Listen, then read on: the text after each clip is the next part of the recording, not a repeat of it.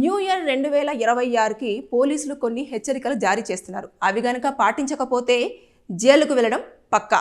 ఏదైతే 12 గంటల తర్వాత ఖచ్చితంగా కూడా కొన్ని ఆంక్షలు అనేవి పోలీసులు పెట్టడం జరుగుతుంది. వాటిని పాటించకపోతే మీరు 6 నెలల పాటు జైలు శిక్ష, అదేవిధంగా ఫైన్కి బలయ్యే అవకాశాలు ఉన్నాయి. ఇప్పుడు న్యూ ఇయర్ రాగానే ఏమవుతుందంటే 12 గంటల ప్రాంతంలో బండ్ల మీద కానివ్వండి, కార్లలో కానివ్వండి, హైవేల మీద కానివ్వండి, హ్యాపీ న్యూ ఇయర్ అని చెప్పేసి పెద్ద పెద్ద అరుపులతోటి, పెద్ద పెద్ద సౌండ్స్ తోటి ఏం చేస్తారంటే ఇతరులకు ఆటంకాలను, ఇబ్బందులను కలిగిస్తూ ఉంటారన్నట్టు.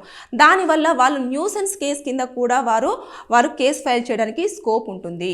దాంతో అది కనుక చేశారనుకోండి, వారికి మినిమం జైలు శిక్ష పడే అవకాశాలు ఉంటాయి, 3 to 6 months వరకు.